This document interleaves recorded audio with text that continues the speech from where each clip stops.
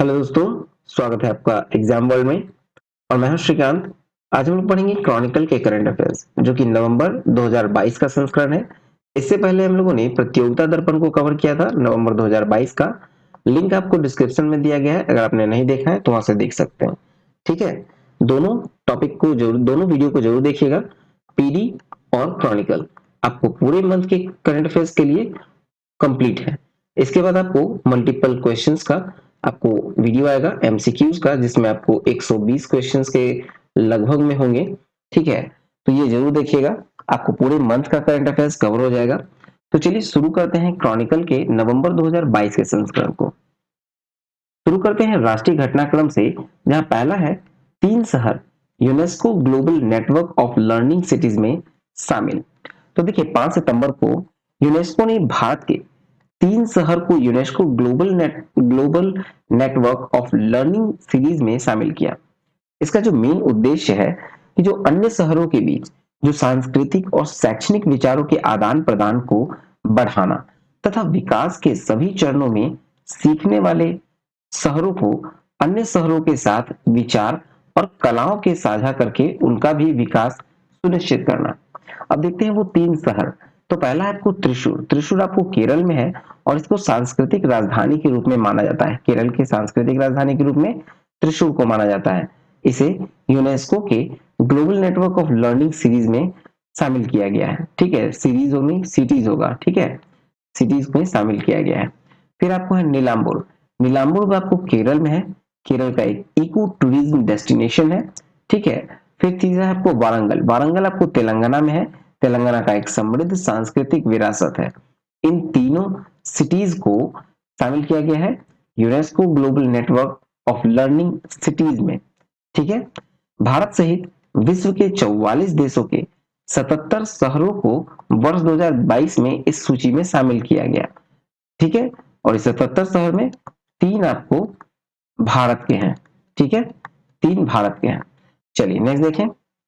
Next topic है कि देश के सबसे बड़े रबर बांध गया जी बांध का उद्घाटन किया गया। तो देखिए 8 सितंबर को बिहार के मुख्यमंत्री नीतीश कुमार ने विष्णुपद मंदिर के पास जो फल्गु नदी पर है वो देश के सबसे बड़े रबर बांध गया जी बांध का उद्घाटन किया गया। ये तीर्थ यात्रियों के लिए फल्गु नदी के दूसरी ओर सीताकुंड जाने के लिए रबर बांध के अलावा एक स्टील का फुट ओवरब्रिज भी बनाया गया। इसे आईआईटी रुड़की के विशेषज्ञ द्वारा डिजाइन किया गया है और ये बांध जो है वो 411 मीटर लंबा और 95.5 मीटर चौड़ा और 3 मीटर ऊंचा है। ठीक है, चलिए नेक्स्ट देखें। नेक्स्ट है दुनिया का पहला संस्कार केंद्र। राजस्थान के झुंझुनू जिला मुख्यालय के शिव शक्ति मंदिर परिसर में दुनिया का पहला संस्कार केंद्र खोला गया। ठीक है, खोला जाएगा। देखिए देश भर की जो मैनेजमेंट की पढ़ाई करने वाले जो विशेषज्ञ हैं, ठीक है, जो देश में मैनेजमेंट की पढ़ाई कराते हैं वो विशेषज्ञ और द्वारा बच्चों को संस्कार सिखाए जाएंगे और साथ में आध्यात्मिक का भी पाठ पढ़ाया जाएगा। ठीक है, जनवरी 2025 में इसे शुरू कर दिया जाएगा। दुनिया का पहला संस्कार केंद्र राजस्थान के झुंझुनू जिला में। चलिए नेक्स्ट देखें। नेक्स्ट टॉपिक है आईबीएम क्वांटम में शामिल पहला भारतीय संस्थान। तो देखिए आईबीएम का जो फुल फॉर्म होता है वो अंतरराष्ट्रीय व्यापार मिशन। ठीक है, आईआईटी मद्रास जो है वो आईबीएम क्वांटम नेटवर्क में शामिल होने वाला पहला भारतीय संस्थान बन गया। ठीक है, कौन हुआ? आईआईटी मद्रास। और इस नेटवर्क का जो उद्देश्य है वो है भारत में क्वांटम कंप्यूटिंग कौशल विकास और अनुसंधान को आगे बढ़ाना। आईआईटी मद्रास को अब आईबीएम के सबसे उन्नत क्वांटम कंप्यूटिंग सिस्टम के लिए क्लाउड आधारित एक्सेस प्राप्त होगा। ठीक है, और आईबीएम क्वांटम नेटवर्क के कुल 180 सदस्य हैं। ठीक है, कुल 180 सदस्य हैं। चलिए नेक्स्ट देखें। नेक्स्ट टॉपिक है मिशन अमृत। मिशन अमृत सरोवर में उत्तर प्रदेश शीर्ष पर। तो देखा जाए तो उत्तर प्रदेश में विभिन्न ग्राम पंचायतों में 15,497 अमृत सरोवर को चिन्हित कर 8,462 से अधिक अमृत सरोवर विकसित करें और देश का पहला स्थान हासिल किया। ठीक है, और मिशन अमृत सरोवर का जो उद्देश्य है वो है कि भविष्य की पीढ़ी के लिए पानी का संरक्षण करना। ठीक है, प्रथम स्थान पे कौन रहा? उत्तर प्रदेश, और दूसरे स्थान पे है मध्य प्रदेश, और तीसरे स्थान पे जम्मू कश्मीर। मध्य प्रदेश में 1668 सरोवर और जम्मू कश्मीर में 1458 सरोवर। ठीक है, और देखा जाए तो उत्तर प्रदेश जो है, अब हम लोग उत्तर प्रदेश के बारे में देखें तो उत्तर प्रदेश में सर्वाधिक 1,20,000 अमृत सरोवर का विकास होना है। ठीक है, और उत्तर प्रदेश के लखीमपुर खीरी में 315 अमृत सरोवर को चिन्हित किया गया, जिसमें 256 का काम पूरा कर प्रदेश में प्रथम स्थान पर है। कौन? लखीमपुर। ठीक है, लखीमपुर खीरी। अब देखिए उत्तर प्रदेश में गोरखपुर दूसरे स्थान पे है, और फिर प्रतापगढ़ जो है वो तीसरे स्थान पर है। ठीक है, चलिए नेक्स्ट देखते हैं। नेक्स्ट टॉपिक है, दुनिया की दूसरी सबसे अमीर व्यक्ति बने गौतम अडानी। गौतम अडानी जो है वो दुनिया के दूसरे सबसे अमीर व्यक्ति बने, और ये बताया गया है फोर्ब्स के आंकड़ों में, जो सितंबर 2022 में जारी हुए फोर्ब्स के आंकड़े, उसमें गौतम अडानी दुनिया के दूसरे सबसे अमीर व्यक्ति बन गए हैं। देखिए पहले स्थान पे है आपको एलन मस्क। एलन मस्क कौन है? तो ये आपको स्पेसएक्स और टेस्ला के सीईओ हैं, और इनकी कुल संपत्ति जो है वो 273.5 बिलियन डॉलर की है। 273.5 बिलियन डॉलर की एलन मस्क पहले स्थान पे हैं। दूसरे स्थान पे आ गए गौतम अडानी एवं फैमिली, भारत के हैं, 155.4 बिलियन डॉलर के साथ। फिर बर्नार्ड अर्नोल्ट एंड फैमिली तीसरे स्थान पर है, 155.2 बिलियन डॉलर के साथ। फिर आपको जेफ बेजोस चौथे स्थान पे है। ठीक है, जेफ बेजोस चौथे स्थान पर 149.7 बिलियन डॉलर, और पांचवें स्थान पे है बिल गेट्स 105.3 बिलियन डॉलर, और आठवें स्थान पे आते हैं मुकेश अंबानी, भारत के रिलायंस के मुकेश अंबानी आठवें स्थान पर 92.3 बिलियन डॉलर के साथ। चलिए नेक्स्ट देखें। नेक्स्ट टॉपिक है पोषण अभियान रिपोर्ट। तो देखा जाए तो नीति आयोग के द्वारा महामारी के समय पोषण अभियान जो है उसके शीर्षक वाला रिपोर्ट जारी किया गया। पोषण अभियान इन पैंडेमिक टाइम्स शीर्षक वाला रिपोर्ट जारी किया गया। देखिए रिपोर्ट के अनुसार केंद्र के प्रमुख पोषण अभियान के समग्र कार्यान्वयन के मामले में शीर्ष 3 बड़े राज्य जो हैं, उसमें पहला है आपको महाराष्ट्र, दूसरा है आंध्र प्रदेश, और तीसरा है गुजरात। फिर छोटे राज्य में अगर हम लोग देखें पोषण अभियान रिपोर्ट में, जो छोटे राज्य में सबसे अच्छा प्रदर्शन किया है तो वो है सिक्किम। ठीक है, और केंद्र शासित प्रदेश में शीर्ष पे है दादर एवं नागर हवेली और दमन एवं दीव। फिर पोषण अभियान के समग्र कार्यान्वयन के मामले में बड़े राज्यों में सबसे कम प्रदर्शन करने वाला जो है वो है पंजाब और हरियाणा। और इस रिपोर्ट के अनुसार 19 बड़े राज्यों में 12 का कार्यान्वयन स्कोर जो है वो 70% से अधिक है। ठीक है, चलिए नेक्स्ट देखें। नेक्स्ट टॉपिक देखते हैं, देश का पहला वर्चुअल स्कूल।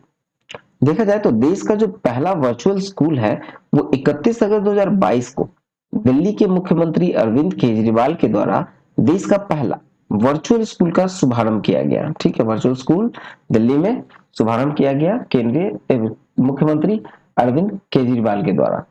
ठीक है, देखिए इस वर्चुअल स्कूल में देश भर के छात्र प्रवेश के लिए पात्र होंगे। ठीक है, इसका नियम है कि देश के किसी भी कोने से जो छात्र हैं वो इसमें नामांकन करा सकते हैं। ठीक है, और कक्षा जो है वो कक्षा 9 से 12 कक्षा के विद्यार्थियों के लिए है। ठीक है, 9वीं से 12th के लिए। अब देखा जाए तो इनमें कक्षाएं जो होंगी वो ऑनलाइन होंगी, ऑनलाइन कक्षाएं होंगी, और रिकॉर्ड किए गए जो व्याख्यान है, मतलब जो डिस्कशन है, रिकॉर्डिंग किया हुआ डिस्कशन है क्लासरूम का, उसको भी ऑनलाइन अपलोड किया जाएगा।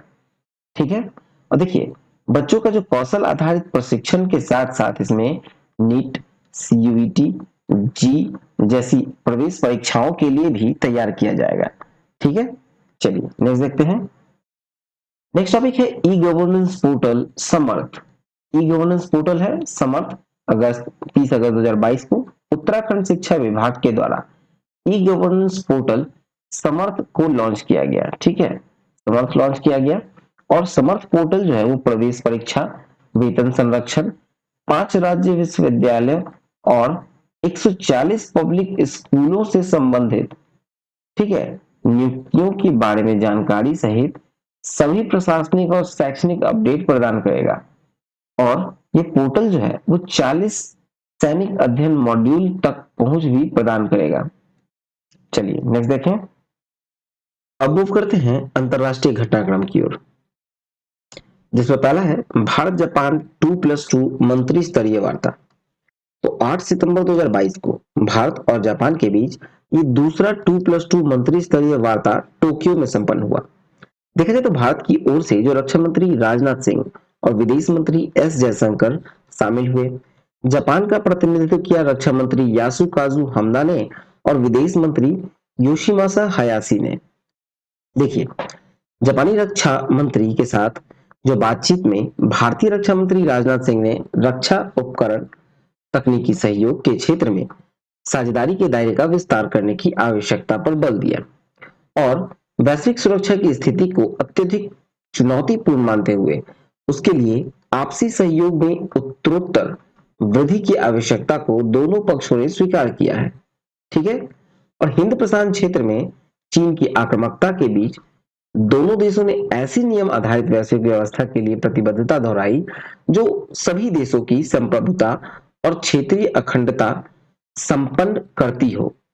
ठीक है। इसमें आगे देखें तो दोनों देशों की सेनाओं के बीच सहयोग की प्रगति की समीक्षा भी वार्ता में की गई।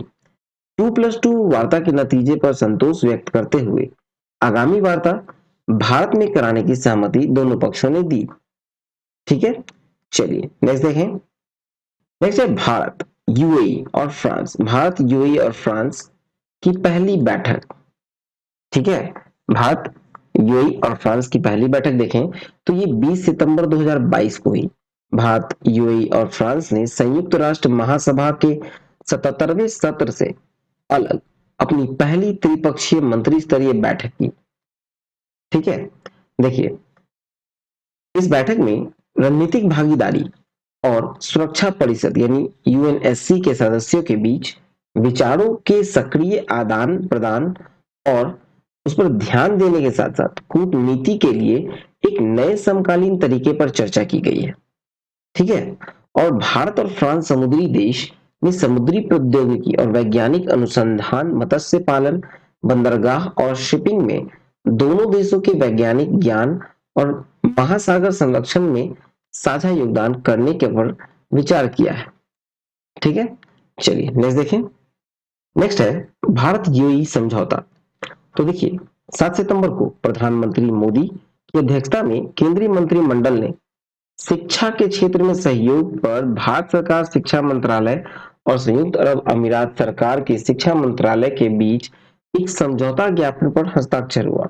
अब देखा जाए तो समझौता ज्ञापन में भारत के शिक्षा इकोसिस्टम में राष्ट्रीय शिक्षा नीति 2020 द्वारा लाए गए परिवर्तनों को शामिल किया गया और ये समझौता पर हस्ताक्षर की तारीख से 5 वर्ष की अवधि के लिए वैध होगा और दोनों पक्षों की सहमति से स्वतः इसका नवीकरण हो जाएगा। ठीक है। देखा जाए तो समझौता ज्ञापन 2015 में संयुक्त अरब अमीरात के साथ हस्ताक्षरित समझौते ज्ञापन के स्थान लेगा, जो कि 2015 से 18 के बीच में फिर ये समाप्त हो गया था। 2015 से 18 तक था और 18 में ये समाप्त हो गया था। ठीक है। चलिए नेक्स्ट देखें। नेक्स्ट है सौर ऊर्जा चालित हवाई वाहन, जिसका नाम है क्यूमिंगजिंग 50। क्यूमिंगजिंग 50। देखिए, 3 सितंबर को चीन के द्वारा पूरी तरह से सौर ऊर्जा पे चढ़ने वाला मानव रहित हवाई वाहन क्यूमिंगजिंग 50 का पहला सफल परीक्षण किया। ठीक है। देखिए, यह पूरी तरह से सौर पैनल द्वारा संचालित एक मानव रहित हवाई वाहन है और इसके पंखों की लंबाई जो देखें तो वो 164 फीट का है। ठीक है। पंखों की लंबाई 164 फीट। देखा जाए तो यह 20 से 100 किलोमीटर की ऊंचाई से ऊपर उड़ता है, जहां बादलों को बिना स्थिर वायु प्रवाह होता है। ठीक है। यह मानव रहित वाहन महीनों तक उड़ान भर सकता है और आवश्यकता पड़ने पर उपग्रह के रूप में भी काम कर सकता है। ये जंगल की आग का आकलन, संचार के लिए इस्तेमाल, अक्षय ऊर्जा, नई सामग्री और वैमानिकी इंजीनियरिंग के क्षेत्र में भी इसका इस्तेमाल किया जा सकता है। ठीक है। और देखा जाए तो ये ड्रोन को विस्तारित अवधि के लिए क्रियाशील रहने के लिए और उपकरणों का अधिकतम उपयोग करने में भी ये मदद कर सकता है। ठीक है, सौर ऊर्जा संचालित जो हवाई वाहन है क्यूमिंग जिंग 50। ठीक है, चलिए नेक्स्ट देखें। नेक्स्ट है उष्णकटिबंधीय तूफान हिंडमनोर। ठीक है, उष्णकटिबंधीय तूफान है हिंडमनोर। अब देखिए तो हाल ही में हिंडमनोर नामक उष्णकटिबंधीय चक्रवात पश्चिमी प्रशांत महासागर के देशों को प्रभावित किया। ठीक है, नाम था हिंडमनोर, पश्चिमी प्रशांत महासागर के देशों को प्रभावित किया और ये 2022 का सबसे शक्तिशाली उष्णकटिबंधीय तूफान माना जा रहा है, जिसे सुपर टाइफून हिंडमनोर कहा जा रहा है। इसने जापान और दक्षिण कोरिया के द्वीपों को प्रभावित किया। ये तूफान लगभग 241 किलोमीटर प्रति घंटा की गति से आया था। ठीक है, देखिए विभिन्न क्षेत्र में उष्णकटिबंधीय चक्रवात के नाम क्या क्या है। तो क्षेत्र देखिए, अगर वेस्ट इंडीज हो या फ्लोरिडा के तट हो तो यहाँ उस चक्रवात को हरिकेन कहा जाता है। फिलीपींस के द्वीप समूह, चीन, जापान के तट पर इसे टाइफून कहा जाता है। बंगाल की खाड़ी और अरब सागर में इसे चक्रवात कहा जाता है। ऑस्ट्रेलिया के उत्तर पूर्व और उत्तर पश्चिमी के तट पर इसे विली विलीज कहा जाता है और संयुक्त राज्य अमेरिका और मैक्सिको में इसको टॉर्नेडो कहा जाता है। ठीक है, चलिए नेक्स्ट देखें। अब लोग करते हैं आर्थिक वाणिज्यिक परिदृश्य में, जहां पहला है central bank of India PCA framework से बाहर। पीसीए का फुल फॉर्म हो गया आपको प्रॉम्प्ट करेक्टिव एक्शन फ्रेमवर्क। ठीक है, 20 सितंबर 2022 को आरबीआई ने सेंट्रल बैंक ऑफ इंडिया को प्रॉम्प्ट करेक्टिव एक्शन फ्रेमवर्क यानी पीसीएएफ के दायरे से बाहर कर दिया। देखिए, इसे जो खराब वित्तीय प्रदर्शन की वजह से जून 2017 में पीसीए फ्रेमवर्क के तहत लाया गया था। ठीक है, जून 2017 में सबसे खराब प्रदर्शन के कारण इन्हें लाया गया था पीसीए में, और उस समय बैंक के नॉन परफॉर्मिंग एसेट जो एनपीए हैं उसमें अधिक वृद्धि हो गई थी, जबकि रिटर्न ऑन एसेट यानी आरओए बेहद कम हुई थी। ठीक है, देखिए सेंट्रल बैंक ऑफ इंडिया देश का एकमात्र सरकारी बैंक है जो पिछले 5 वर्षों से पीसीए के दायरे में था। ठीक है, 5 वर्षों से पीसीए के दायरे में था और बैंक के कामकाज को लगातार सुधार देखने को मिला है। ठीक है, अब जो है वो बैंक के कामकाज में लगातार सुधार देखने को मिला है। इसके बाद ही आरबीआई ने इसे पीसीए से बाहर किया है। ठीक है, देखिए जून 2022 में खत्म तिमाही के दौरान नेट प्रॉफिट जो है 14.2%। ठीक है, 14.2% यानी कि लगभग 234.78 करोड़ रुपए की वृद्धि दर्ज की गई है। ठीक है, चलिए नेक्स्ट देखें। नेक्स्ट है अवैध लोन ऐप बैठक। तो देखिए 8 सितंबर को केंद्रीय वित्त और कॉर्पोरेट कार्य मंत्री निर्मला सीतारमण ने नियमित बैंकिंग चैनलों से बाहर अवैध लोन ऐप से संबंधित विभिन्न विषयों पर विचार करने हेतु बैठक की अध्यक्षता की। ठीक है, देखा जाए तो अवैध लोन ऐप को रोकने का निर्णय लिया गया और इसमें क्या निर्णय लिया, तो आरबीआई जो है वो मनी लॉन्ड्रिंग में इस्तेमाल होने वाले जो किराए के खाते हैं उसको निगरानी करेगा और निष्क्रिय गैर बैंकिंग वित्तीय कंपनी की समीक्षा करेगा, रद्द करेगा ताकि दुरुपयोग नहीं हो सके। ठीक है, देखिए इस बैठक में मनी लॉन्ड्रिंग, कर चोरी, डेटा उल्लंघन तथा अनियमित भुगतान एग्रीगेटर, मुखौटा कंपनी, निष्क्रिय गैर बैंकिंग वित्तीय कंपनी आदि के दुरुपयोग की संभावना का भी उल्लेख किया गया है।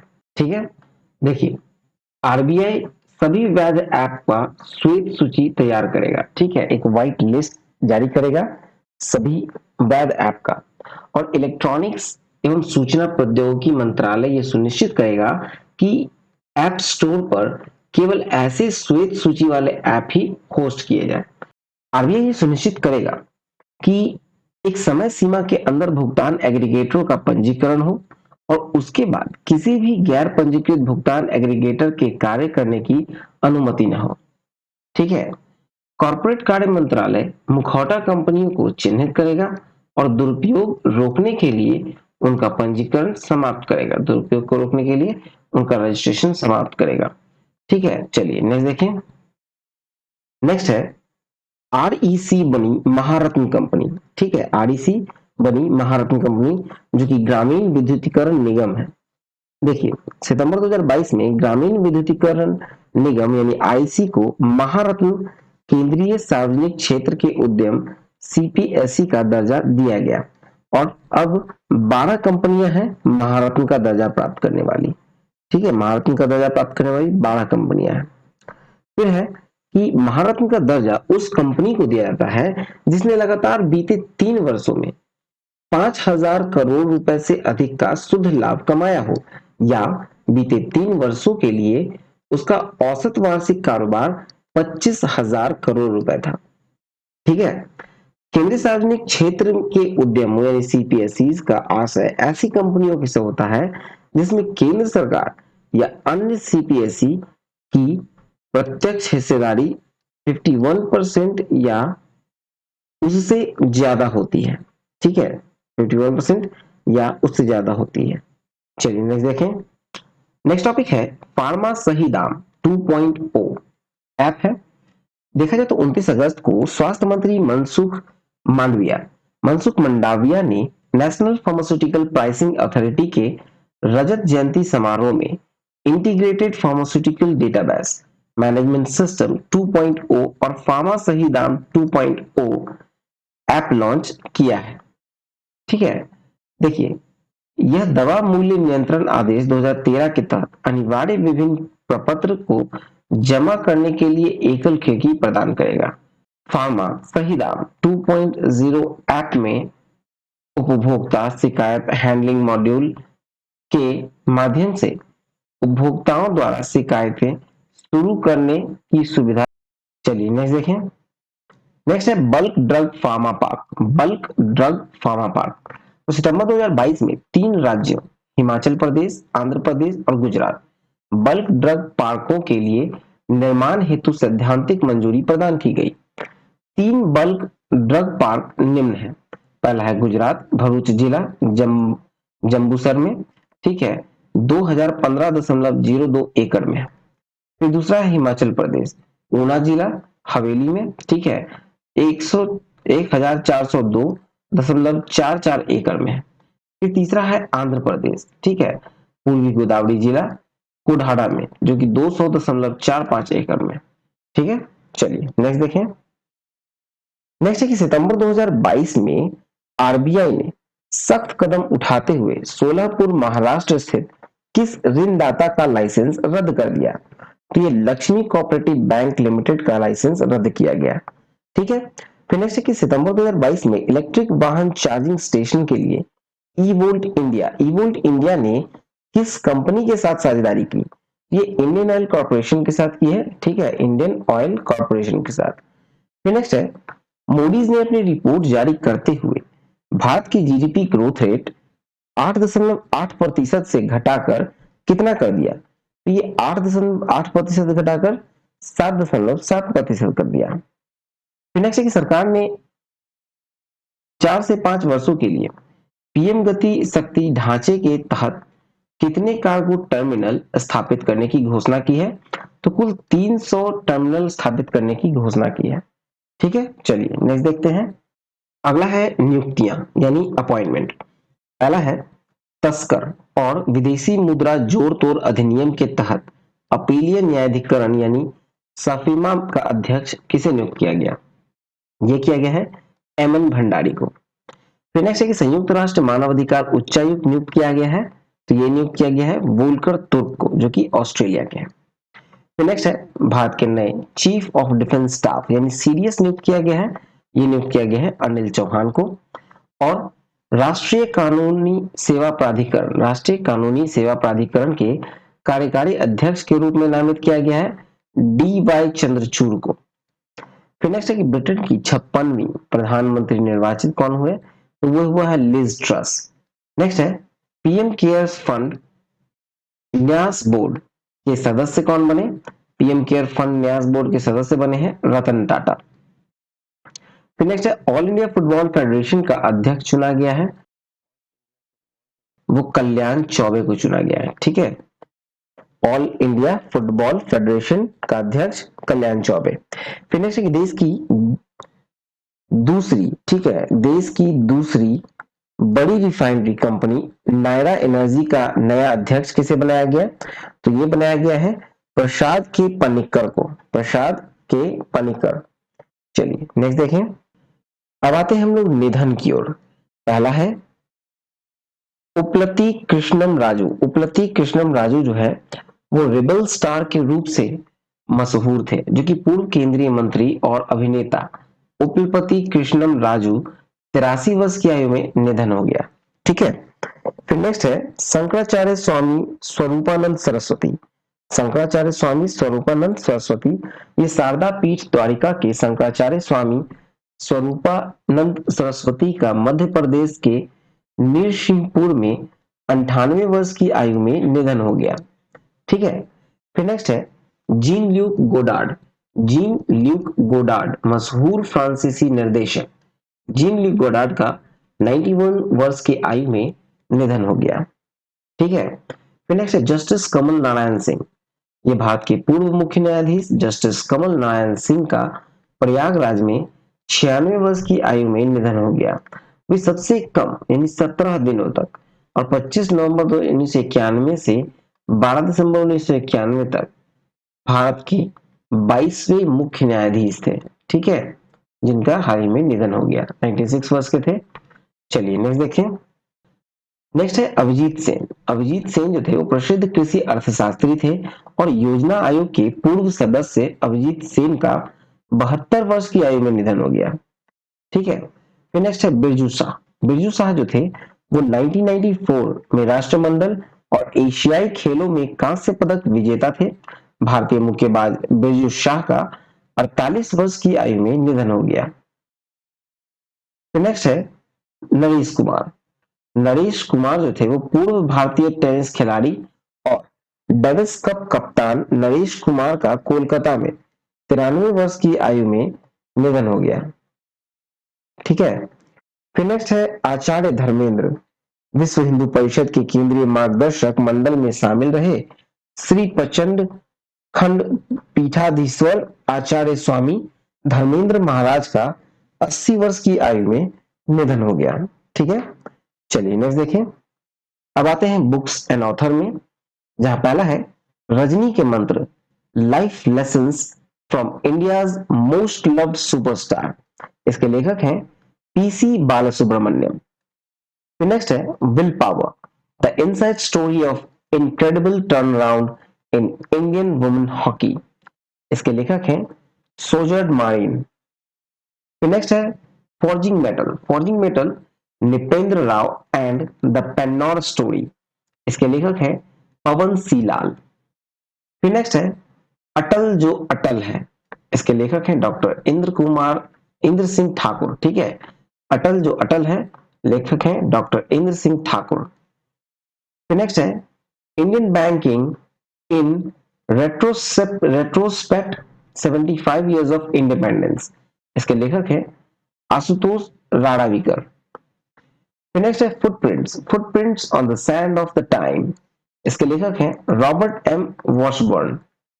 फिर नेक्स्ट है making of a journal a Himalayan echo. इसके लेखक हैं मोहसिन हामिद। ठीक है, मोहसिन हामिद। चलिए नेक्स्ट देखें। अब मूव करते हैं हम लोग विविध में। पहला है संयुक्त नौसैनिक अभ्यास जीमेक्स 2022। तो 11 सितंबर 2022 को भारतीय नौसेना द्वारा आयोजित जापान भारत समुद्री अभ्यास 2022 का छठा संस्करण बंगाल की खाड़ी में आयोजित किया गया। ठीक है, और देखिए ये भारतीय नौसेना का प्रतिनिधित्व 3 स्वदेशी रूप से डिजाइन किए गए युद्धपोत सह्याद्री, पनडुब्बी रोधी युद्धपोत कदमत और कवरती, इन तीनों युद्धपोतों ने इसका प्रतिनिधित्व किया भारतीय नौसेना का। और इस अभ्यास में 2 चरण शामिल था, एक था समुद्री अभ्यास और दूसरा था विशाखापट्टनम में एक बंदरगाह चरण। चलिए नेक्स्ट देखें। नेक्स्ट है संयुक्त अभ्यास गगन स्ट्राइक। गगन स्ट्राइक के बारे में देखें तो सितंबर 2022 में भारतीय सेना की खरगा कोर और वायुसेना ने पंजाब के पटियाला में 4 दिवसीय संयुक्त अभ्यास गगन स्ट्राइक का आयोजन किया।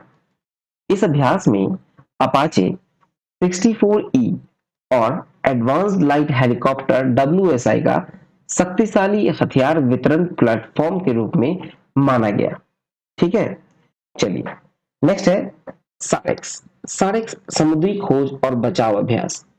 तो देखिए 27 से 28 अगस्त को भारतीय तटरक्षक बल के चेन्नई में एक 10वां राष्ट्रीय समुद्री खोज और बचाव अभ्यास सारेक्स 22 आयोजित किया। कहाँ हुआ? चेन्नई में। ठीक है, और इसका जो थीम था वो था समुद्री यात्री सुरक्षा के लिए क्षमता निर्माण। ठीक है, समुद्री यात्री सुरक्षा के लिए क्षमता निर्माण। ये द्विवार्षिकीय अभ्यास है और इस अभ्यास में 16 मित्र देशों के 24 विदेशी पर्यवेक्षकों ने भाग लिया। ठीक है, 16 मित्र देशों और 24 विदेशी पर्यवेक्षक ने भाग लिया। चलिए नेक्स्ट देखें।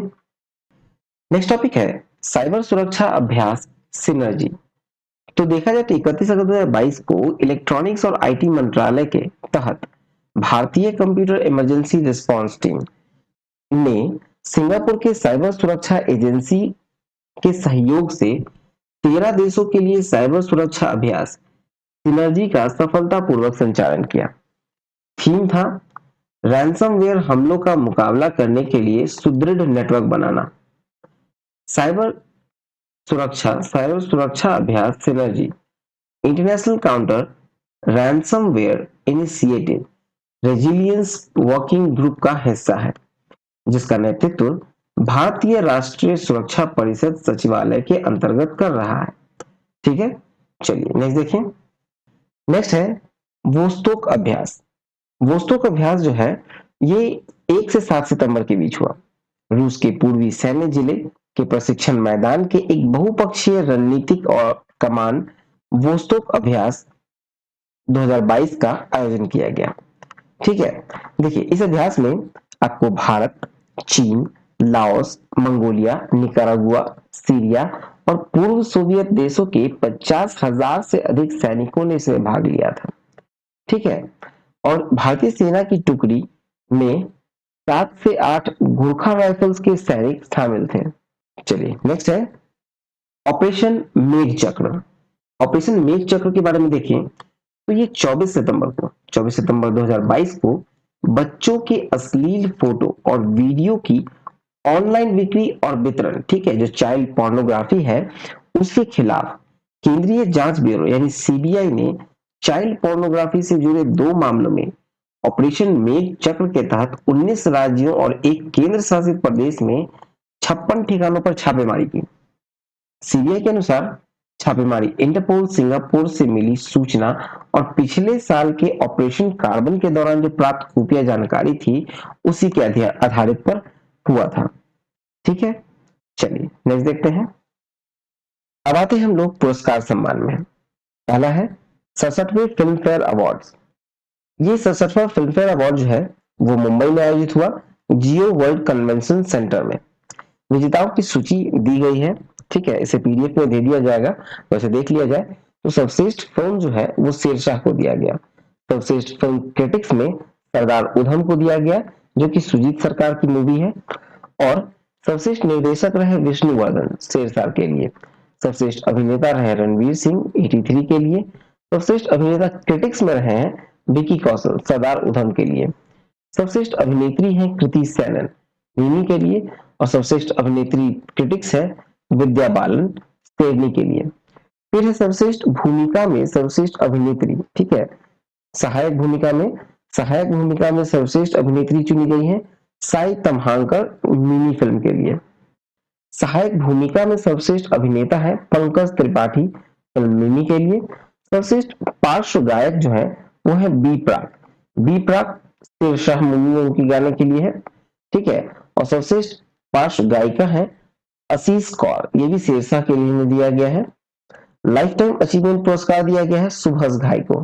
ठीक है, लाइफ टाइम अचीवमेंट पुरस्कार सुभाष घाई को दिया गया है। चलिए नेक्स्ट देखें। अगला है 31वां व्यास सम्मान। तो ये 25 अगस्त 2022 को नई दिल्ली में आयोजित एक समारोह में 31वां व्यास सम्मान प्रदान किया गया किसे? तो डॉक्टर असगर वजाहत को।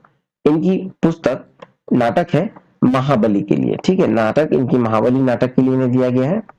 ठीक है, और डॉक्टर वजाहत का जो महाबली नाटक है वो मुगल सम्राट अकबर और कवि तुलसीदास पर केंद्रित है। चलिए नेक्स्ट देखें। अब आते हैं हम लोग रेमन मैग्सेसे अवार्ड 2022 में। रेमन मैग्सेसे अवार्ड जो है वो रेमन मैग्सेसे फाउंडेशन के द्वारा 2022 में दिया गया है। ठीक है, और इस अवार्ड को जो व्यापक रूप से एशिया का नोबेल शांति पुरस्कार माना जाता है। एशिया का नोबेल शांति पुरस्कार।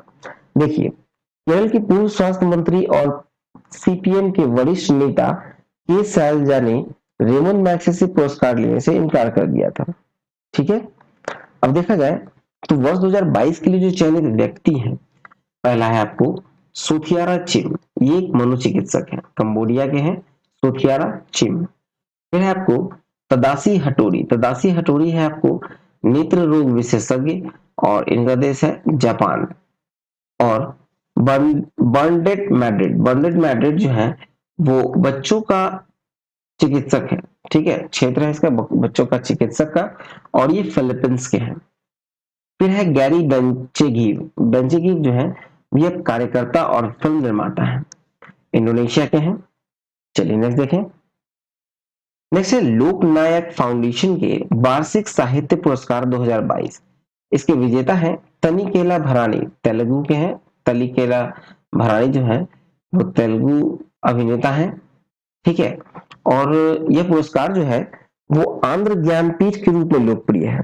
लोकनायक फाउंडेशन का जो वार्षिक साहित्य पुरस्कार है वो आंध्र ज्ञानपीठ के रूप में लोकप्रिय है, और ये पुरस्कार राशि यहाँ दिया गया है आपको 2 लाख रुपए नकद पुरस्कार। ठीक है, चलिए नेक्स्ट है Smita Patil memorial award. Smita Patil memorial award 19 सितंबर को गैर लाभकारी सामाजिक, सांस्कृतिक और शैक्षणिक संगठन प्रदर्शनी अकादमी की 38वीं वार्षिक बैठक संपन्न हुई। देखा जाए तो विजेता है आलिया भट्ट, विजेता है आलिया भट्ट, और भारतीय सिनेमा की सराहनीय योगदान के लिए इन्हें ये पुरस्कार दिया गया। ठीक है, चलिए नेक्स्ट देखें। नेक्स्ट है गोलकीपर ग्लोबल गोल्स अवार्ड 2022। तो देखिए, ये 20 सितंबर को न्यूयॉर्क के लिंकन सेंटर में Bill Gates and Melinda Gates foundation के द्वारा गोलकीपर्स ग्लोबल गोल्स अवार्ड 2022 जो है वो प्रदान किया गया। ठीक है, देखिए विजेता है राधिका बत्रा, भारत की हैं, और वंचित वर्ग के बच्चों को बेहतर स्वास्थ्य और समाधान प्रदान करने के लिए उन्हें दिया गया। ठीक है, राधिका बत्रा कौन है? तो राधिका बत्रा जो है गैर लाभकारी संगठन एवरी इन्फेंट मैटर्स के सह संस्थापक है। ठीक है, फिर नेक्स्ट है जारा जोया, अफगानिस्तान की है। जारा जोया अफगानिस्तान की है। अफगानिस्तान से जुड़े लोगों की कहानियां बताने में उनकी प्रतिबद्धता और समर्थन के लिए पुरस्कार दिया गया है। ठीक है, और जारा जोया जो है वो समाचार एजेंसी रुखसाना मीडिया के संस्थापक है। नेक्स्ट है वेनेसा नाकाटे। वेनेसा नाकाटे जो है वो युगांडा के हैं, ये जलवायु कार्यकर्ता है। इन्हें सामाजिक क्रांति लाने के लिए पुरस्कार से सम्मानित किया गया। तो देखिए, युगांडा की जलवायु कार्यकर्ता और अफ्रीका स्थित राइज अप मूवमेंट तथा ग्रीन स्कूल प्रोजेक्ट की संस्थापिका है। ठीक है, चलिए नेक्स्ट देखें। नेक्स्ट है BL change maker award. BL change maker award 9 सितंबर को नई दिल्ली में वित्त मंत्री निर्मला सीतारमन ने मानव उत्प्रेरक को सम्मानित करने के कार्यक्रम में चौथे संस्करण में पुरस्कार प्रदान किया। देखिए, पुरस्कार की श्रेणी आपको change maker of the year, change maker of the year दिखा रहा है आपको। यहाँ भारत बायोटेक, जेएमडी सुचित्रा एला और मिताली राज को दिया गया। ठीक है, इसी तरह से ये दिया गया है आपको change maker digital finance transformation award, ये देहात को दिया गया है कृषि सेवाओं के लिए वन स्टॉप शॉप के रूप में। फिर है आपको change maker financial transformation award, ये दिया गया है जेरोधा को डिस्काउंट ब्रोकरेज के अग्रणी के लिए। ठीक है, फिर नेक्स्ट है आपको change maker social transformation award, social transformation award, तो ये दिया गया है आपको रमेश रलिया को, रमेश रलिया को दिया गया। ठीक है, नैनो यूरिया की आवश्यक कारक है। चलिए अब मूव करते हैं खेलकूद की ओर। और खेलकूद, ये जो खेलकूद है ये आपको प्रतियोगिता दर्पण का है। ठीक है, जो पिछले वीडियो में बचा रह गया था इस वीडियो में मैंने ऐड कर दिया। आगे आपको क्रॉनिकल के भी करंट अफेयर्स, क्रॉनिकल के खेलकूद भी मिलेंगे। ठीक है, तो पहले हम लोग प्रतियोगिता दर्पण में जो बचे हुए थे उसे देख लेते हैं। पहला है उसमें कि नीरज चोपड़ा का डायमंड लीग में जेवलिन थ्रो में स्वर्ण पदक। तो देखिए 8 सितंबर को जेवलिन थ्रो में नीरज चोपड़ा ने ज्यूरिक में प्रतिष्ठित डायमंड लीग एथलेटिक्स में 88.44 मीटर तक का भाला फेंककर स्वर्ण पदक जीतने में सफलता प्राप्त की और नीरज चोपड़ा इस सत्र में तीसरा पदक जीत चुके हैं। ठीक है, देखिए नेक्स्ट है इलियूड किपचोगे का बर्लिन मैराथन में नया विश्व रिकॉर्ड। तो ये 25 सितंबर को हुआ जर्मनी में बर्लिन में 48वां बर्लिन मैराथन दौड़ और इसमें पुरुष वर्ग में इलियूड किपचोगे जो कीनिया के हैं वो 2 घंटे 1 मिनट और 9 सेकंड का विश्व रिकॉर्ड तैयार किया। ठीक है, इससे पहले भी विश्व रिकॉर्ड इन्हीं के नाम था और इन्होंने अपना ही रिकॉर्ड तोड़कर एक नया विश्व रिकॉर्ड बनाया है और कीनिया के किपचोगे ने ये चौथी बार यह रेस जीती है। फिर महिला वर्ग में अगर हम लोग देखें तो ये है टिगिस्ट असेफा जो कि इथियोपिया के हैं। इन्होंने 2 घंटे 15 मिनट और 37 सेकंड लिए महिला वर्ग में। ठीक है, चलिए नेक्स्ट देखें। नेक्स्ट है ऑस्ट्रेलिया जिम्बाब्वे श्रृंखला 2022। तो ये अगस्त सितंबर 2022 में हुआ। जिम्बाब्वे की टीम ऑस्ट्रेलिया के दौरे पर आई थी और जिम्बाब्वे की क्रिकेट टीम ने टाउन्सविले में तीसरे अंतिम एक दिवसीय मैच में 3 विकेट से जीत दर्ज कर ली। ठीक है, और इस तरह ये जो सीरीज है ऑस्ट्रेलिया ने जीता 2-1 से। ठीक है, जिम्बाब्वे ने 1 मैच जीता और ऑस्ट्रेलिया ने 2। चलिए नेक्स्ट है ऑस्ट्रेलिया न्यूजीलैंड के विरुद्ध ओडीआई श्रृंखला 3-0 से जीती। तो ये ऑस्ट्रेलिया और न्यूजीलैंड के विरुद्ध ओडीआई सीरीज हुई थी वो सितंबर 2022 में हुई थी। ऑस्ट्रेलिया के दौरे पर आई थी न्यूजीलैंड की क्रिकेट टीम। ठीक है, और वहां उन्होंने 3 एक दिवसीय मैच की श्रृंखला खेली और ऑस्ट्रेलिया यह सीरीज जो है वो 3-0 से जीत लिया। जो ट्रॉफी का नाम था वो था चैपल हेडली ट्रॉफी। ठीक है, और इस श्रृंखला की समाप्ति पर ओडीआई टीम के कप्तान एरॉन फिंच ने ओडीआई क्रिकेट से संन्यास लिया। ठीक है, ये आखिरी मैच था। एरॉन फिंच उन्होंने ओडीआई क्रिकेट से संन्यास ले लिया। चलिए आगे देखें। नेक्स्ट है ऑस्ट्रेलिया के विरुद्ध टी20 श्रृंखला भारत में 2-1 से जीती। ठीक है, भारत ने 2-1 से जीत ली है। सितंबर 2022 में ऑस्ट्रेलिया क्रिकेट टीम ने भारत के दौरे पर 3 टी20 मैच खेले और भारत ने श्रृंखला 2-1 से अपने नाम कर लिया। इस श्रृंखला में भारतीय टीम के कप्तान थे रोहित शर्मा। चलिए नेक्स्ट है भारत इंग्लैंड महिला क्रिकेट श्रृंखला। देखा जाए तो सितंबर 2022 में इंग्लैंड की महिला क्रिकेट टीम के साथ 3-3 मैचों की टी20 और ओडीआई श्रृंखला खेलने के लिए भारत की महिला क्रिकेट टीम इंग्लैंड के दौरे पर गई थी। ठीक है, 3 ओडीआई मैच और 3 टी20 मैच खेलने के लिए भारत की महिला क्रिकेट टीम इंग्लैंड गई थी जहां इंग्लैंड क्रिकेट टीम के साथ मैच होनी थी और टी20 श्रृंखला के जो विजेता रहे वो इंग्लैंड रहे। इंग्लैंड 2-1 से टी20 श्रृंखला जीत चुकी थी और ओडीआई श्रृंखला में भारत ने जीत दर्ज की 3-0 से। फिर भारतीय टीम के कप्तान जो थे वो थे हरमनप्रीत कौर। भारत की झूलन गोस्वामी पूर्व घोषित कार्यक्रम के तहत लॉर्ड्स के मैदान पर अपना अंतिम मैच खेलकर अंतरराष्ट्रीय क्रिकेट से संन्यास लिया। ठीक है, लॉर्ड्स के मैदान पे झूलन गोस्वामी ने अपना अंतिम मैच खेला और संन्यास ले लिया। अब देखते हैं झूलन गोस्वामी के अंतरराष्ट्रीय क्रिकेट के बारे में। नेक्स्ट है झूलन गोस्वामी का अंतरराष्ट्रीय क्रिकेट से संन्यास। तो देखिए 24 सितंबर 2022 को भारत की जानी मानी महिला क्रिकेटर झूलन गोस्वामी ने 20 वर्ष के अंतरराष्ट्रीय करियर के पश्चात अंतरराष्ट्रीय क्रिकेट से संन्यास ले लिया और झूलन गोस्वामी ने अपने तेज गेंदबाजी के कारण इन्हें चकदह एक्सप्रेस के नाम से जाना जाता था। ठीक है, चकदह एक्सप्रेस के नाम से जाना था झूलन गोस्वामी को। देखिए इन्होंने अपने अंतरराष्ट्रीय करियर में 12 टेस्ट, 204 एक दिवसीय अंतरराष्ट्रीय मैच तथा 68 टी20 अंतरराष्ट्रीय मैच खेले हैं।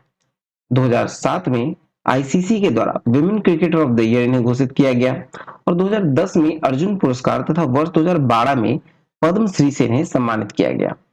ठीक है, चलिए नेक्स्ट देखते हैं। नेक्स्ट टॉपिक है पाकिस्तान को फाइनल में हराकर श्रीलंका एशिया कप क्रिकेट का विजेता। तो देखिए एशिया कप जो हुआ था वो 27 अगस्त से 11 सितंबर के बीच हुआ था। कहां हुआ था? तो ये यूएई में हुआ था, यूएई के दुबई और शारजाह में।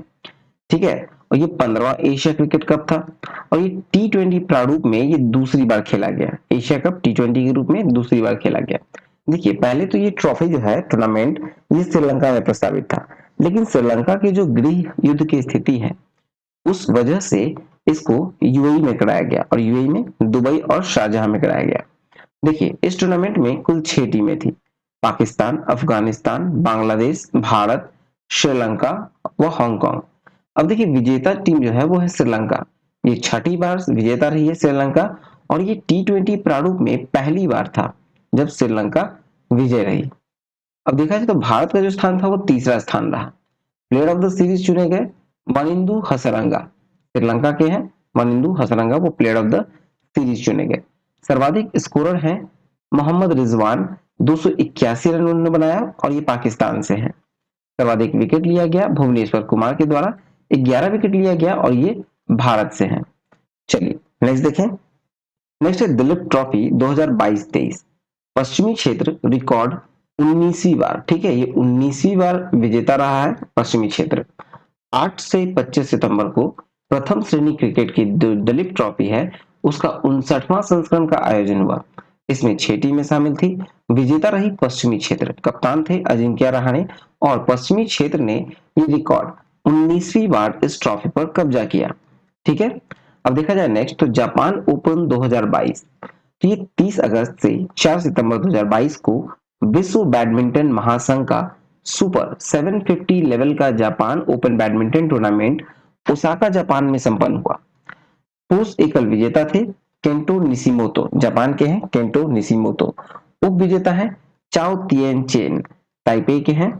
और महिला एकल में विजेता है अकाने यामागुची, जापान के, और उप विजेता है एनसे यंग, दक्षिण कोरिया के। ठीक है, चलिए नेक्स्ट देखते हैं। नेक्स्ट है प्रणव आनंद। प्रणव आनंद भारत के 76वें ग्रैंड मास्टर। तो देखिए सितंबर 2022 में बेंगलुरु के 15 वर्षीय प्रणव आनंद जो है वो शतरंज में भारत के 76वें ग्रैंड मास्टर बने। इससे पहले तमिलनाडु के वेंकटेश प्रणव जो थे वो भारत के 75वें ग्रैंड मास्टर 2000 अगस्त 2022 में बने थे। और विभिन्न राज्यों से जो ग्रैंड मास्टर खिताब हासिल करने वाले खिलाड़ी की अगर हम लोग संख्या देखें तो आपको सर्वाधिक जो ग्रैंड मास्टर का खिताब हासिल किया है वो तमिलनाडु के हैं, कुल 27 लोग। ठीक है, ये सितंबर 2022 तक की स्थिति है। तमिलनाडु से 27 लोगों ने ग्रैंड मास्टर का खिताब हासिल किया। महाराष्ट्र से 10, पश्चिम बंगाल से 9, दिल्ली से 6, तेलंगाना से 5, आंध्र प्रदेश से 4, कर्नाटका से 4। ठीक है, और इसी तरह से है और कुल 76 अभी तक ग्रैंड मास्टर बन चुके हैं। 76वें हैं प्रणव आनंद। ठीक है, चलिए नेक्स्ट देखें। नेक्स्ट है डूरंड कप। डूरंड कप 2022 ये फुटबॉल क्लब बेंगलुरु विजेता रहा। तो देखा जाए तो 16 अगस्त से 18 सितंबर 2022 को एशिया के सबसे प्राचीन 131वें डूरंड कप टूर्नामेंट का आयोजन हुआ। ठीक है, और इस मैच में कोलकाता, गुवाहाटी और इम्फाल में खेले गए। ठीक है, इसके सारे मैच जो है वो आपको कोलकाता, गुवाहाटी और इम्फाल में खेले गए डूरंड कप के। फाइनल में विजेता रहा बेंगलुरु। बेंगलुरु को पुरस्कार में राशि मिली 50 लाख रुपए और उप विजेता मुंबई सिटी, इसे मिला 30 लाख रुपए। ठीक है, चलिए नेक्स्ट देखें। अगला है ओडिशा। ओडिशा जगरनॉट्स अल्टीमेट खो खो के पहले संस्करण के विजेता। ठीक है, ये टीम का नाम है ओडिशा जगरनॉट्स अल्टीमेट। देखिए 4 सितंबर को पुणे में संपन्न अल्टीमेट खो खो के पहले संस्करण का खिताब जो है वो ओडिशा जगरनॉट्स ने फाइनल मैच में तेलुगु योद्धास को हराकर जीता। विजेता टीम है ओडिशा जगरनॉट्स। 1 करोड़ रुपए का पुरस्कार राशि इन्हें दिया गया। उप विजेता तेलुगु योद्धा रहे, 50 लाख इन्हें मिले। ठीक है, चलिए नेक्स्ट देखें। नेक्स्ट है विश्व कप हॉकी 2023 जनवरी 2023 में भुवनेश्वर में। तो देखिए 13 से 19 जनवरी 2023 को विश्व कप का जो हॉकी महासंघ का विश्व का जो 2023 का विश्व कप हॉकी टूर्नामेंट होने वाला है उसका आयोजन होगा भारत में भुवनेश्वर के राउरकेला ओडिशा में। ठीक है, विश्व कप हॉकी 2023 जो है वो भारत में भुवनेश्वर में राउरकेला ओडिशा में होगा। इनमें कुल 16 टीमें हिस्सा लेंगी और इन्हें 4 टीमों के 4 समूह में विभाजित किया गया है। जैसे पूल ए में है ऑस्ट्रेलिया, अर्जेंटीना, फ्रांस, दक्षिण अफ्रीका। पूल बी में है बेल्जियम, जर्मनी, दक्षिण कोरिया और जापान। पूल सी में है नीदरलैंड, न्यूजीलैंड, मलेशिया और चिली। और पूल डी में आता है भारत। ठीक है, पूल डी में है भारत, इसके साथ है इंग्लैंड, स्पेन और वेल्स। ठीक है, विश्व कप हॉकी 2023 भारत में होगा। चलिए नेक्स्ट देखें। Next Davis cup. Davis cup tennis का जो मुकाबला है उसमें नॉर्वे के विरुद्ध भारत की 3-1 से पराजय। ठीक है, नॉर्वे जीत गई, भारत को 3-1 से पराजय का सामना करना पड़ा। तो ये देखा जाए तो 16 से 17 सितंबर को डेविस कप 2023 के लिए विश्व ग्रुप ए के मुकाबले में भारत को नॉर्वे से 3-1 से पराजय का सामना करना पड़ा। ठीक है, 3-1 से पराजय का सामना करना पड़ा और पहले दिन जो है वो भारत के प्रजनेश व रामकुमार रामनाथन अपने एकल मैचों में नॉर्वे के कैस्पर रूड और विक्टर दुरासोविच से पराजित हुए थे। और दूसरा दिन जो 17 सितंबर का था उसमें कैस्पर रूड और दुरासोविच की जोड़ी ने भारत की यूकी भावरी और साकेत मिनेनी की जोड़ी को 3-0 से निर्णायक बढ़त बना ली वहां हराकर। ठीक है, चलिए नेक्स्ट देखें। नेक्स्ट है सेरेना विलियम्स। सेरेना विलियम्स का पेशेवर टेनिस से संन्यास। तो देखिए, सेरेना विलियम्स जो है वो 41 वर्षीय हैं और इन्होंने 23 ग्रैंड स्लैम एकल खिताब जीता था। अमेरिका की हैं और टेनिस में दिग्गज खिलाड़ी हैं सेरेना विलियम्स। ठीक है, लगभग 2.5 दशक से भी अधिक समय तक ये सफल टेनिस करियर रहा है इनका और सितंबर 2022 में इन्होंने पेशेवर टेनिस से संन्यास ले लिया। देखिए 2 सितंबर 2022 को अपना अंतिम मैच उन्होंने न्यूयॉर्क में अमेरिकी ओपन में खेला और जिसमें उन्हें हार का सामना करना पड़ा। उनके 23 ग्रैंड स्लैम एकल देखा जाए तो उसमें 7 ऑस्ट्रेलियाई ओपन, 7 विंबलडन, 6 अमेरिकी ओपन और 3 फ्रांसीसी ओपन खिताब शामिल है। इसके अतिरिक्त 14 ग्रैंड स्लैम युगल और मिश्रित युगल खिताब भी विजेता रहे हैं। 31 एकल मैच अपनी बड़ी बहन वीनस विलियम्स के विरुद्ध खेला जिसमें सेरेना ने खेले, जिनमें आपको 19 में सेरेना विजय रही। ठीक है, कुल 31 मैच खेले इन्होंने अपने बहन वीनस विलियम्स के विरुद्ध और जिसमें इन्होंने 19 मैच में ये विजय रही। ठीक है, चलिए नेक्स्ट देखते हैं। नेक्स्ट है रोजर फेडरर का भी पेशेवर टेनिस से संन्यास। देखा जाए तो 41 वर्षीय आयु में पेशेवर टेनिस खिलाड़ी रोजर फेडरर ने संन्यास लिया। 23 सितंबर 2022 को लंदन में लेबर कप टूर्नामेंट में यूरोप की टीम के सदस्य के रूप में इन्होंने भाग लिया और इस टूर्नामेंट में राफेल नडाल के साथ जोड़ी बनाया इन्होंने और युगल मैच में खेला, लेकिन अंतिम मैच था इनका और ये इसमें पराजय का सामना इन्हें करना पड़ा। ठीक है, देखा जाए तो 237 सप्ताह तक ये विश्व के नंबर 1 खिलाड़ी रहे। रोजर फेडरर का यह रिकॉर्ड सर्बिया के नोवाक जोकोविच ने बाद में भंग किया। ठीक है, बाद में नोवाक जोकोविच ने इस रिकॉर्ड को भंग किया था। अब देखिए तो अगले 25 वर्ष में पेशेवर करियर में 20 ग्रैंड स्लैम एकल खिताब इन्होंने जीता। ठीक है, ये पहले पुरुष खिलाड़ी थे जिन्होंने 20 ग्रैंड स्लैम एकल खिताब जीता था। बाद में ये रिकॉर्ड तोड़ दिया गया। ठीक है, अब 20 ग्रैंड स्लैम एकल खिताब जो है उसमें 6 ऑस्ट्रेलियाई ओपन, 1 फ्रांसीसी ओपन, 8 विंबलडन और 5 अमेरिकी ओपन खिताब इसमें शामिल है। ठीक है, चलिए नेक्स्ट देखते हैं। अगला है आपको चेन्नई ओपन 2022। 12 से 18 सितंबर को चेन्नई में WTA Chennai open tennis tournament संपन्न हुआ। विजेता थे एकल विजेता में लिंडा फ्रुवितोवा जो कि चेक गणराज्य के हैं। उप विजेता है माग्दा लिनेटी जो कि पोलैंड की हैं। अब युगल विजेता में देखें तो गैब्रिएला ड्राबोस्की जो है वो कनाडा के और लुइसा स्टेफनी ब्राजील के, इन दोनों की जोड़ी ने हराया था, ये विजय रही। और उप विजेता है अन्ना बिनकोवा रूस के और नातेला जलाविजे जॉर्जिया के। ठीक है, और देखा जाए तो 12 वर्ष के अंतराल के पश्चात WTA का भारत में ये कोई टूर्नामेंट था। ठीक है, 12 वर्ष के अंतराल के बाद। चलिए नेक्स्ट देखते हैं। अब आते हैं हम लोग अमेरिकी ओपन टेनिस 2022 में। तो ये देखिए अमेरिकी ओपन टेनिस 2022 जो है वो न्यूयॉर्क सिटी में हुआ। 29 अगस्त से लेकर 11 सितंबर तक आयोजन हुआ और एकल में, पुरुष एकल में जो विजेता है वो है कार्लोस अल्कराज, ये स्पेन के हैं और उप विजेता है कैस्पर रूड जो कि नॉर्वे के हैं। महिला एकल में जो विजेता है वो है ईगा स्वियातेक पोलैंड की और उप विजेता है ऑस जेबियोर ट्यूनिशिया की। पुरुष युगल में विजेता है राजीव राम अमेरिका के और जो सेलिसबरी ब्रिटेन के। उप विजेता है वेस्ले कुलहॉफ नीदरलैंड के और नील्स कुप्सकी ब्रिटेन के। महिला युगल में विजेता है बारबोरा क्रेजिस्कोवा और कैटरीना सिनियाकोवा दोनों चेक गणराज्य के हैं। उप विजेता है कैटी मैकनेली और टेलर टाउनसेंड दोनों अमेरिका के हैं। मिश्रित युगल में देखें तो विजेता है स्टॉर्म सैंडर्स और जॉन पियर्स दोनों ऑस्ट्रेलियाई टीम के हैं और उप विजेता है क्रिस्टन फिलिपकिंस बेल्जियम के और एडवर्ड रोजर वेस्लिन फ्रांस के। ये मिश्रित युगल में विजेता है। चलिए नेक्स्ट देखते हैं। अब आते हैं विश्व कुश्ती चैंपियनशिप 2022 में भारत के 2 कांस्य पदक। तो देखिए विश्व कुश्ती चैंपियनशिप 2022 में जो हुआ था वो 10 से 18 सितंबर को हुआ। 17वां विश्व कुश्ती चैंपियनशिप बेलग्रेड सर्बिया में संपन्न हुआ। भारतीय पहलवान उन्होंने 2 कांस्य पदक जीते। पहले थे बजरंग पुनिया और दूसरे थे विनेश फोगाट। बजरंग पुनिया 65 किलोग्राम वर्ग में विश्व चैंपियनशिप में यह इनका चौथा पदक था। विश्व चैंपियनशिप में 4 पदक जीतने वाले ये भारत के पहले पहलवान हैं। ठीक है। फिर है आपको विनेश फोगाट, 53 किलोग्राम वर्ग में इन्होंने जीता। ठीक है, कांस्य पदक। अब देखते हैं पदक तालिका में पहले 3 देश। तो देखिए पदक तालिका में जो पहले 3 देश में पहला है आपको अमेरिका। ठीक है, विश्व कुश्ती चैंपियनशिप में पहले स्थान पे अमेरिका, 7 स्वर्ण, 6 रजत, 2 कांस्य और कुल 15 पदक इन्हें मिला। इन सबको जोड़कर कुल 15 पदक।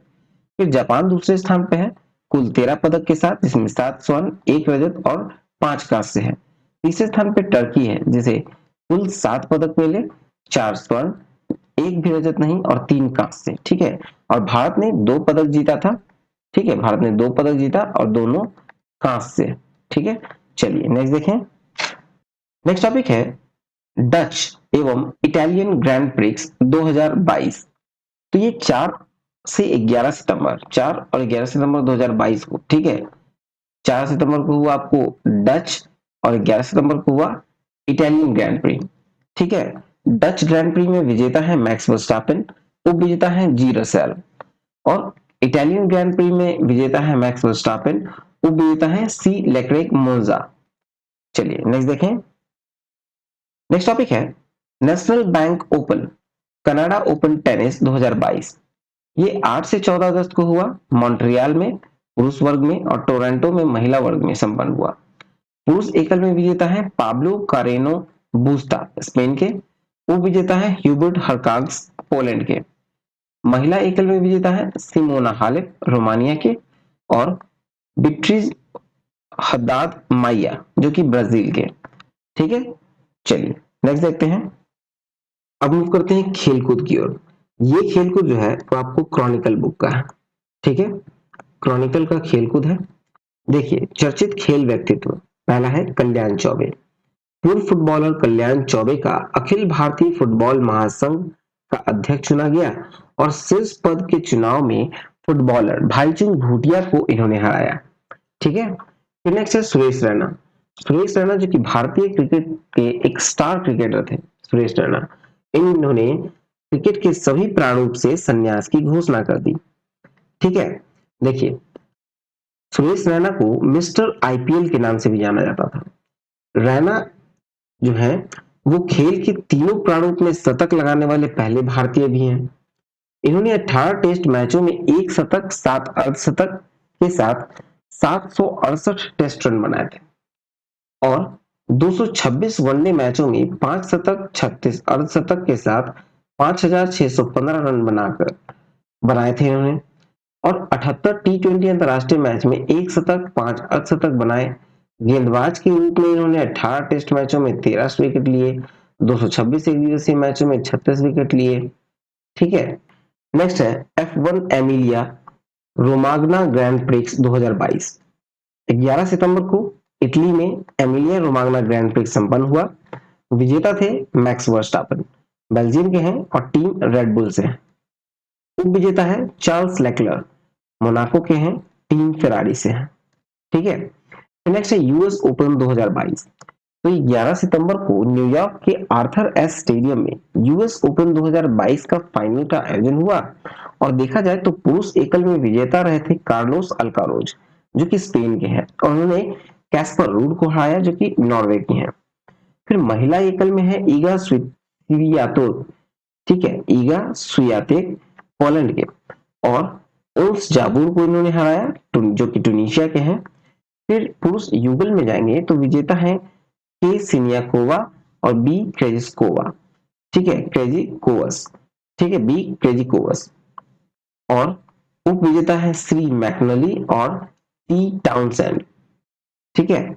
फिर महिला युगल में विजेता है आपको एस सैंडर्स और जे पियर्स, एस सैंडर्स और जे पियर्स, ठीक है। और उपविजेता है के फिलिपकिंस और रोजर वेसलिन। चलिए नेक्स्ट देखें। नेक्स्ट है कि आईसीसी के द्वारा 7 नए नियम लागू किए गए हैं। आईसीसी इंटरनेशनल क्रिकेट काउंसिल जो है उन्होंने 7 नए नियम बनाए हैं जो कि 1 अक्टूबर को लागू कर दिए गए।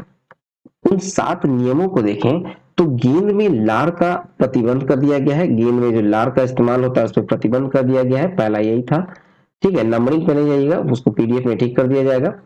गेंद को लार का इस्तेमाल प्रतिबंध कर दिया गया है और ये कोविड महामारी के बाद पिछले 2 साल से यह नियम लागू है और इसे आगे भी जारी रखा जाएगा, ठीक है।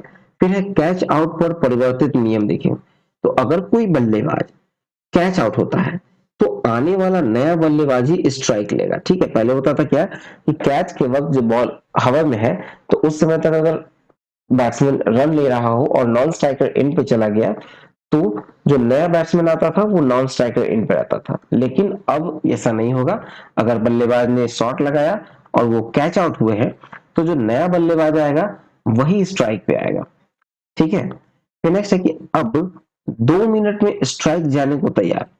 देखिए नए आने वाले बल्लेबाज को वनडे और टेस्ट में 2 मिनट में स्ट्राइक के लिए तैयार हो जाना होगा, ठीक है, वनडे और टेस्ट में। और टी20 में अभी भी 90 सेकंड मौजूदा नियम से कोई बदलाव नहीं हुआ है, 2 मिनट में आने होंगे स्ट्राइक में। फिर नेक्स्ट है कि फील्डिंग साइड को रहना होगा सतर्क। देखिए गेंदबाज की गेंदबाजी करने के लिए दौड़ते समय अगर फील्डिंग करने वाली टीम का कोई खिलाड़ी मूवमेंट करता है तो अंपायर द्वारा डेड बॉल करार देने के साथ साथ बल्लेबाजी पक्ष को 5 रन दंड के रूप में दिया जाएंगे, ठीक है। चलिए अगला नियम देखें। नेक्स्ट है कि पिच पर रहते हुए खेलना होगा। यदि कोई बल्लेबाज पिच से बाहर जाता है तो अंपायर उस गेंद को डेड बॉल करार देगा, ठीक है। यदि कोई बल्लेबाज पिच से बाहर जाता है तो अंपायर उसको डेड बॉल देगा। लेकिन अगर कोई गेंदबाज बल्लेबाज को पिच के बाहर जाने को मजबूर करता है तो वो नो बॉल हो जाएगा, ठीक है। फिर नेक्स्ट है मांगडिंग को वैधता। मांगडिंग को अब अनुचित खेल से रन आउट सेक्शन में लाया गया है। इसके मायने में ये हुए एक अब मांगडिंग में सामान्यतः रन आउट ही माना जाएगा। फिर से गेंदबाजी से पहले थ्रो अब मान्य नहीं। देखिए गेंदबाज के पास थ्रो फेंक उसे रन आउट करने का अधिकार होता था, लेकिन अब इसे डेड बॉल मानी जाएगी, ठीक है। चलिए नेक्स्ट देखते हैं। नेक्स्ट है माउंटेन साइकिल विश्व कप। तो देखिए 4 सितंबर 2022 को UCI MTB eliminator world cup विश्व कप के लेह चरण में जर्मन साइकिल चालक पुरुष और महिला दोनों श्रेणियों में पहले स्थान पर रहे, ठीक है। जर्मन चालक है, पुरुष और महिला दोनों श्रेणी में पहले स्थान पर जर्मन रहे, ठीक है। फिर इस विश्व कप में 20 अंतरराष्ट्रीय, 55 राष्ट्रीय और स्थानीय साइकिल चालकों ने भाग लिया था और ये आयोजन समुद्र तल से 12,000 फीट से अधिक ऊंचाई पर हुआ था, ठीक है। चलिए नेक्स्ट देखते हैं। अब आते हैं हम लोग दिवस की ओर, जहां 1 सितंबर को मनाया गया जीवन बीमा निगम यानी एलआईसी का स्थापना दिवस। 2 सितंबर को मनाया गया विश्व नारियल दिवस जिसका थीम है खुशहाल भविष्य और जीवन के लिए नारियल की खेती करें। इंग्लिश में कहें तो growing coconut for a better future and life. फिर है 1 से 7 सितंबर राष्ट्रीय पोषण दिवस मनाया गया जिसको थीम है celebrate a world of flavours. फिर 5 सितंबर को शिक्षक दिवस मनाया गया। 8 सितंबर को अंतरराष्ट्रीय साक्षरता दिवस मनाया गया, इसका थीम था ट्रांसफॉर्मिंग लिटरेसी लर्निंग स्पेसेस। फिर है 9 सितंबर 9 सितंबर को मनाया गया हिमालय दिवस। हिमालय दिवस का थीम था हिमालय तभी सुरक्षित रहेगा जब उसके निवासियों के हितों की रक्षा होगी, ठीक है। फिर नेक्स्ट है 10 सितंबर 10 सितंबर को मनाया गया है आत्महत्या की रोकथाम हेतु वैश्विक दिवस। जिसका थीम है लोगों में अपने काम के जरिए उम्मीद पैदा करना, मतलब क्रिएटिंग होप थ्रू एक्शन। फिर 14 सितंबर को मनाया गया है हिंदी दिवस। चलिए नेक्स्ट देखते हैं। नेक्स्ट है 15 सितंबर। 15 सितंबर को मनाया गया है अंतरराष्ट्रीय लोकतंत्र दिवस। अंतरराष्ट्रीय लोकतंत्र दिवस। थीम है लोकतंत्र, शांति और सतत विकास लक्ष्यों को पूरा करने के लिए मीडिया की स्वतंत्रता के महत्व। फिर 15 सितंबर को मनाया गया है अभियंता दिवस, मतलब engineers day, engineers day for India. फिर 16 सितंबर को मनाया गया है ओजोन परत संरक्षण दिवस। ओजोन परत का संरक्षण दिवस मनाया गया है, ठीक है। और इसका थीम है पृथ्वी पर जीवन की रक्षा करने वाला वैश्विक सहयोग, मतलब global cooperation protecting life on earth. तो नेक्स्ट है 21 सितंबर। 21 सितंबर को मनाया गया है विश्व शांति दिवस। विश्व शांति दिवस यानी वर्ल्ड पीस डे, ये मनाया गया है। इसका थीम है नस्लवाद का अंत, शांति की स्थापना, end racism build peace. Next है 25 सितंबर। 25 सितंबर को मनाया गया है अंत्योदय दिवस। अंत्योदय दिवस 25 सितंबर। फिर 25 सितंबर में आते हैं तो पुत्री दिवस मनाया गया है, जो कि सितंबर का चौथा रविवार होता है। पुत्री दिवस कब मनाया जाता है? तो सितंबर मंथ का चौथा रविवार को। फिर नेक्स्ट है 26 सितंबर। 26 सितंबर को मनाया गया है CSIR का स्थापना दिवस। चलिए नेक्स्ट देखते हैं। अब है 27 सितंबर। 27 सितंबर को मनाया गया है विश्व पर्यटन दिवस। विश्व पर्यटन दिवस यानी कि रीथिंकिंग टूरिज्म। थॉट, इसका जो विषय है वो है रीथिंकिंग टूरिज्म। फिर 29 सितंबर को मनाया गया है विश्व हृदय दिवस, यानी कि use heart for every heart. 30 सितंबर को मनाया गया विश्व समुद्री दिवस, यानी कि हरित नौवहन के लिए नई तकनीकें या new technologies for greenery shipping, new technologies for greener shipping, ठीक है। चलिए नेक्स्ट देखते हैं। तो चलिए ये वीडियो यहाँ पर समाप्त होता है। आई होप आपको अच्छा लगा हो, तो लाइक शेयर और सब्सक्राइब नहीं किया तो सब्सक्राइब करके नोटिफिकेशन बेल को जरूर दबा लें, ठीक है। देखिए इसका पीडीएफ अपलोड कर दिया गया है onlinestudycenter.in में, पीडीएफ सेक्शन में आपको मिल जाएगा और इसका लिंक जो है आपको नीचे डिस्क्रिप्शन में भी मिलेगा और टेलीग्राम चैनल पे भी मिल जाएगा, ठीक है। टेलीग्राम चैनल को ज्वाइन कर लीजिएगा। टेलीग्राम चैनल पे आपको हमेशा लिंक दे दिया जाता है, वीडियो के नोटिफिकेशन आ जाएंगे आपको, ठीक है। तो मिलते हैं नेक्स्ट वीडियो में। Thank you for watching exam world.